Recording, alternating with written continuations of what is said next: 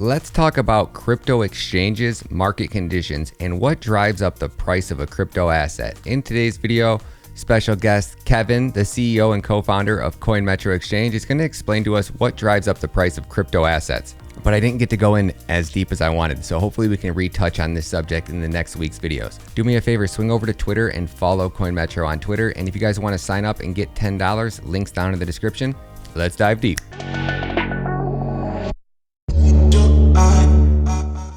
So can you explain a little bit about what actually drives up the price of a crypto asset? Because what I'm looking at this market right now and I'm watching these projects and I'm like, there is just, you guys haven't done anything. You guys haven't changed any code. The volumes, how is everything going up? And then I'm starting to learn more about, like, is it just the volume? When just volume activity goes up on anything, it just brings up, everything starts to go, and then people come in FOMO and start trading it because volume's up, or what? Because I hear you saying that nobody will ever flip Ethereum, like, right? You think, or not ever, but you're just saying that Ethereum's going to continue to grow with the market, right? And I'm looking at what took Ethereum to Ethereum, and I was assuming that it was the 2,187 dApps that were built on top of it. And then every NFT that launched, people were selling maybe Avalanche and going and buying Ethereum, right? But won't we hit a point where people stop building on Ethereum because their application isn't just cost effective, that everybody would start building on other ecosystems outside of Ethereum? And then eventually you would think that people would just choose, hey, I might as well build on Kadena or build on Solana. Wouldn't that cause, when Kadena has 5,000 dApps versus Ethereum can't probably get more than 3,000? So the interesting about this question is that it covers, so first you have market theory, right? First part of the question about market theory, why do assets rise? And when you have a nuanced market, a new market, with generally the largest subset of that market is retail. That market's always going to be driven by emotion, because whether you'll meet retail traders that say that they're they use technicals and they draw a bunch of lines on their chart. They got all these MACD, and they're using stochastics, and they got the 20 days moving average and all this other nonsense. Oh man! But at the end of the day, all that stuff is lagging indicators. They actually don't do anything. You can just look at a chart and see the same thing. What they try to do is kind of visualize in it a different way, because some people can't read a chart. Great. But and then you have your fundamentalists that say they're trading off fundamentals. The thing is that in an unregulated market, you can say whatever you want. So I can come out tomorrow and say Coinmetro just had a partnership with Google, Microsoft, and whatever. And that'll probably move price a bit, but I'm just lying, right? Then eventually somebody will figure out I'm lying, and that's it. Yeah. Or I'll say I'm partnered with Google because we use Google Sheets, and somehow that means we're a partner. Which I won't name the project that did that, but there was one notorious project that still exists that did that all through like 2019 and 20. And so the emotion drives the market. So supply and demand drive every market, right? If people want to buy it, and the supply is going lower, the price is going to go higher. That's just the way markets work. Yep. That's the way order books work. That's just inevitability. And that's why you will see projects that don't do anything, that really don't have much value, but they have an amazing community and they drive hype. And that hype and that kind of, the thing about community is, community makes sometimes people feel obligated. And it creates this family. Everybody knows when you go to your Thanksgiving dinner, or you're around your family, you haven't seen them in a while. If they ask you to do something, even if you really don't want to do it, even if you really don't even like this family member, it's like the uncle everybody hates. You're like, yeah, okay, because you feel that family obligation. Well, that's what community does to people, right? So these communities that are built that are massive, emotionally push people to support, and they make up irrational reasons why they do it. Oh, because, this coin is amazing. Well, maybe it's not, but, so anyway, so the emotion drive the market for the most part. That emotion drives demand. And if they have a mechanism to reduce supply while they're driving demand, price is going to go up.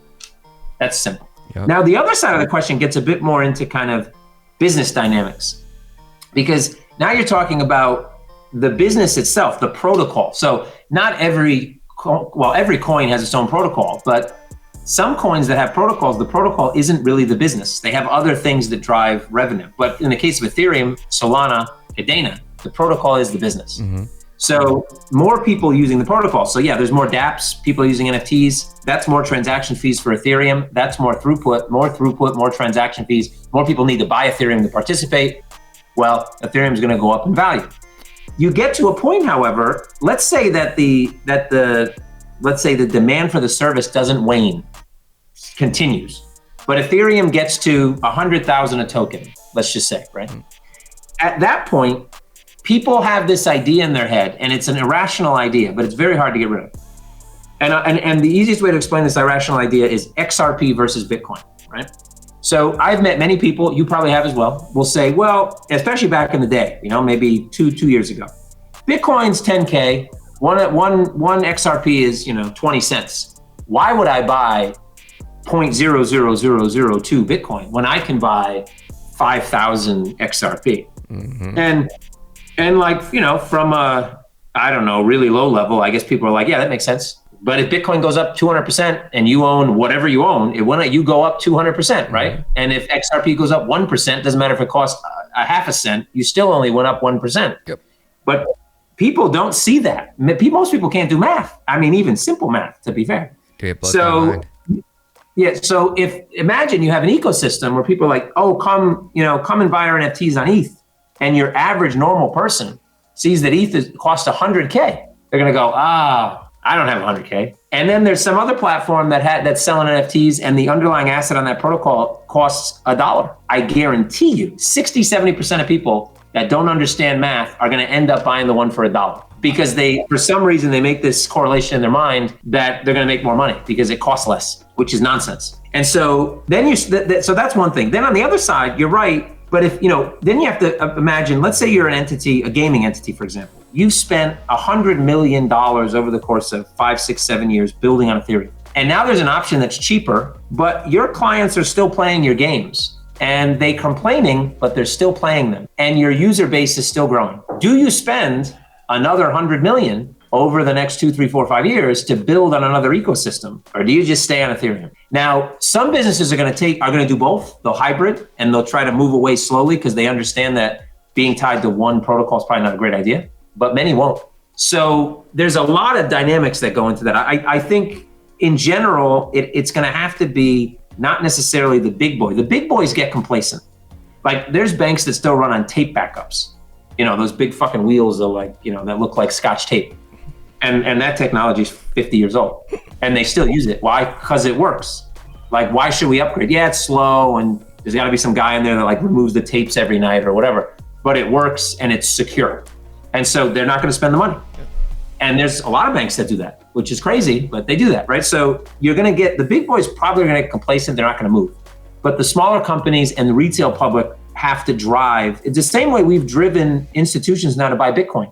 Because a lot of small people bought Bitcoin, a lot of normal people bought Bitcoin, and then eventually, because of decentralization as well, but eventually institutions realized, well, if everybody else is buying it, I kind of got to buy it. And the same thing goes for the protocol wars. So if gaming starts to go to Solana, if 70%, 30, 40, 50, 60, it starts to grow, even if it starts at 5% and it goes to 10, goes to 15, whatever, then newer gaming companies that eventually will be behemoths will start to go on that new protocol. Yeah. And then eventually it'll even out the market. But it's a slow process. And it's a slow process because when you're in business, even when you want to be a good business, you still have to think about, I want to be good, but I need to make money.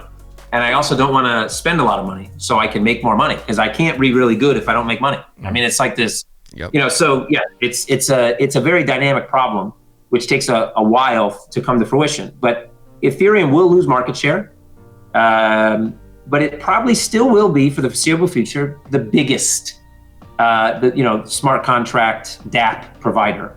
But it will lose it won't be, Bitcoin's going to lose liquidity, going to lose that market share as well in terms of liquidity. Not going to be 70% of the market, but that doesn't mean Bitcoin's going to be worth less money. Bitcoin could triple in value, and in 10 years still be only 20% of the market. Man, what a great interview, buddy. Kevin, I feel like I should just sit here and. Do you come on every other day for the next 5 years, buddy? Holy crap, man. I could talk to you all day about crypto. Absolutely. Wow, you man. put it in the calendar and I'll show up. We'll make an agreement. Man, anytime you want, buddy. So that's a wrap on part 4 of a probably 5 or 6 part mini series all about Coinmetro, listing exchanges. What do exchanges look for in different cryptocurrencies? What does Coinmetro think about Kadena? Why was Coinmetro the first big exchange